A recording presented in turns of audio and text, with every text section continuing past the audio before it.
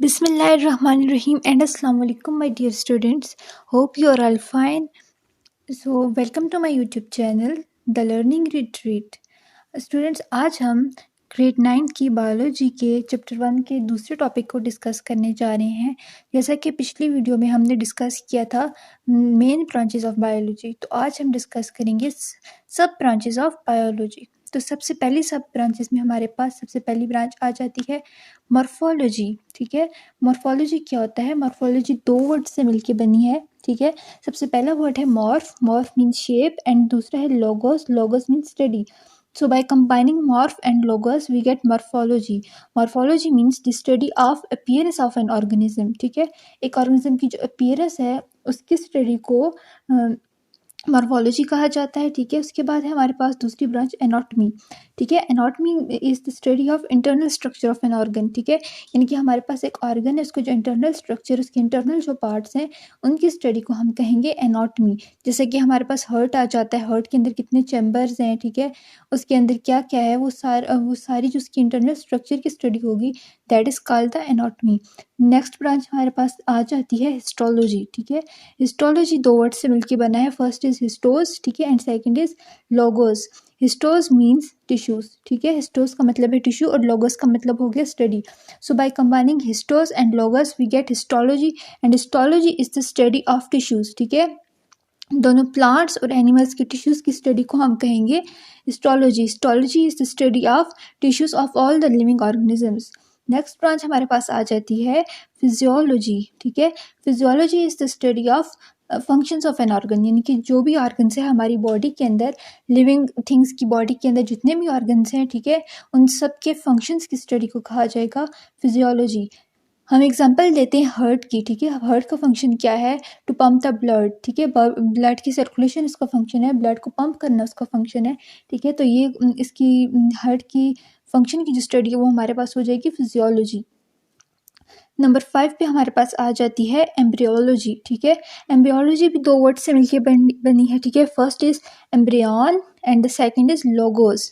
एम्ब्रियन का मीनिंग हो जाता है फीटस। ठीक है, फीटस क्या होता है कि जो डेवलपिंग बेबी होता है, जो मदर के फीटस के अंदर जो बेबी होता है, जो डेवलपिंग बेबी होता है, ठीक है, दैट इज कॉल्ड फीटस और एम्ब्रियन। ठीक है, और एम्ब्रियन की स्टडी को या फीटस की स्टडी को कहा जाएगा एम्ब्रियोलॉजी। ठीक है, embryology is the study of formation of embryo. ठीक है, ये डेवलपमेंटल स्टेजेस की एम्ब्रियो की डेवलपमेंटल स्टेजेस की जो स्टडी होगी, ठीक है, that is called embryology.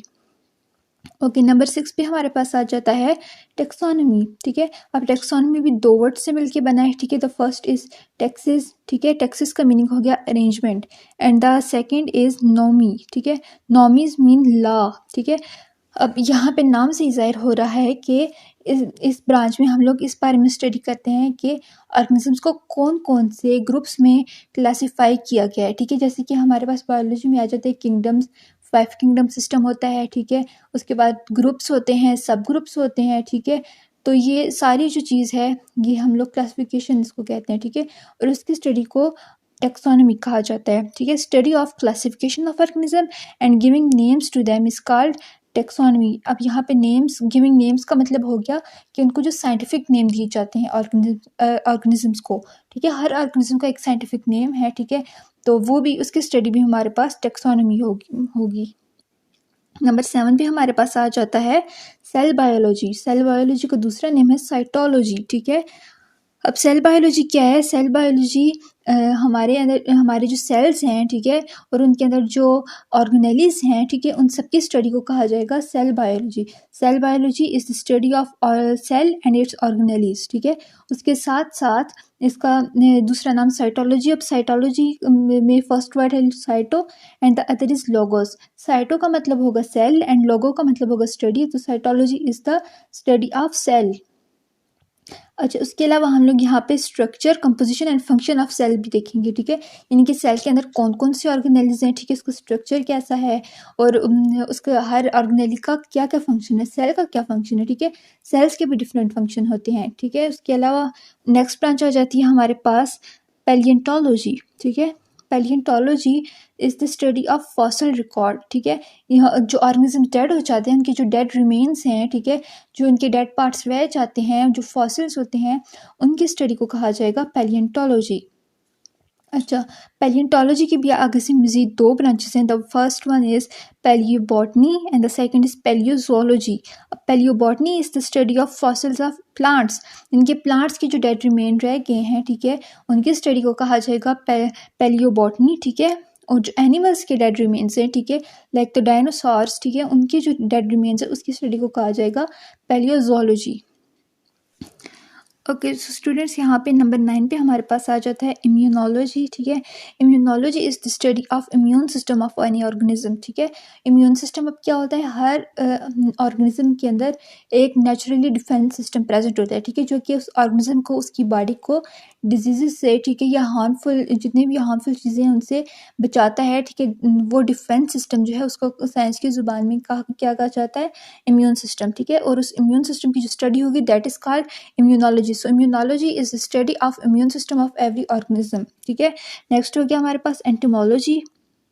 Entomology is the study of insects, ठीक है। इंसेक्ट्स, जितने भी इंसेक्ट्स हैं उन सब की स्टडी, डिटेल्ड स्टडी को कहा जाएगा entomology. Entomology is the branch of biology which deals with the study of insects, ठीक है। जैसे कि आंट्स हो गई, ठीक है, उनकी स्टडी की वो कॉलोनियल फार्म में रहती हैं या कैसे रहती हैं, ठीक है, उनकी जितनी भी स्टडी है वो सारी कौन सी ब्रांच में होगी, एंटोमोलॉजी में होगी। नेक्स्ट है हमारे पास जेनेटिक्स। जेनेटिक्स क्या है, it is the study of mechanism of transformation of character from parent to offspring. अब यहाँ पे ट्रांसफॉर्मेशन ऑफ कैरेक्टर का मतलब है कि पेरेंट्स से जो चीज़ें, जो कैरेक्टरिस्टिक्स ट्रांसफ़र होती हैं उनके ऑफस्प्रिंग्स में। ऑफस्प्रिंग्स कहते हैं अपकमिंग जनरेशन, ठीक है। जो पेरेंट्स की अपकमिंग जनरेशन है, जो उनकी आने वाली औलाद है, ठीक है, उनमें जो कैरेक्टरिस्टिक्स पेरेंट्स की ट्रांसफॉर्म हो रही हैं, ठीक है, उसकी स्टडी को कहेंगे जेनेटिक्स, ठीक है। The next one is biotechnology, ठीक है। बायोटेक्नोलॉजी, बायो मीन्स लाइफ, ठीक है, और टेक्नोलॉजी मीन्स टेक्निक्स, ठीक है। अब बायोटेक्नोलॉजी का मतलब है कि बायोलॉजी की वो ब्रांच जिसमें हम लोग उन टेक्निक्स के बारे में स्टडी करते हैं जिनको यूज़ करके हम ह्यूमन बीइंग के वेलफेयर के लिए काम कर सकते हैं, ठीक है। यानी कि जैसे कि आप लोग देखेंगे डिफरेंट एनिमल्स को या डिफरेंट प्लांट्स को यूज़ करके ह्यूमन बींग्स के लिए मेडिसिन बनाई जाती हैं, ठीक है। अब ये कौन सी ब्रांच में आ जाएगा, बायोटेक्नोलॉजी में। इनकी टेक्निक्स यूज़ की जा रही हैं ह्यूमन बींग के वेलफेयर के लिए। So biotechnology is the branch of biology that deals with the study of techniques that are used for the welfare of human beings. So next one is environmental biology. Environmental biology का दूसरा name होता है ecology, ठीक है। तो environmental biology क्या होता है कि it is the relation of an organism with their environment. यानी कि एक ऑर्गेनिज्म है, उसके इन्वायरमेंट के साथ क्या रिलेशन है, वो अपने इन्वायरमेंट के साथ कैसे इंटरेक्ट करता है, दैट इज़ कॉल्ड, उसकी स्टडी को कहते हैं, सारी चीज़ की स्टडी को कहेंगे इन्वायरमेंटल बायोलॉजी और इकोलॉजी, ठीक है। अब इसकी एग्जांपल आप ले लें, एक फ़िश है, ठीक है, उस फिश का इकोसिस्टम क्या है, उसका एनवायरनमेंट क्या है, पोंड है, ठीक है, वो एक पोंड में रहती है, एक रिवर में रहती है, ठीक है। तो वहाँ वो अपने एनवायरनमेंट के साथ कैसे इंटरेक्ट करेगी, उसके एनवायरनमेंट में क्या क्या चीज़ें मौजूद है, पानी मौजूद है, सॉइल मौजूद है, जो भी मौजूद है वो उस सब चीज़ों के साथ कैसे इंटरेक्ट करेगी, कैसे रहेगी, तो उस सारी चीज़ की स्टडी को कहा जाएगा एनवायरमेंटल बायोलॉजी और इकोलॉजी। तो स्टूडेंट्स, उम्मीद करती हूँ आपको आज का लेक्चर समझ आ गया होगा। इस टॉपिक में कोई भी कन्फ्यूजन हो, कोई भी क्वेश्चन हो तो वो आप कमेंट सेक्शन में पूछ सकते हैं। Please like, share and subscribe my YouTube channel for more interesting and informative videos. Take care, अल्लाह हाफिज़।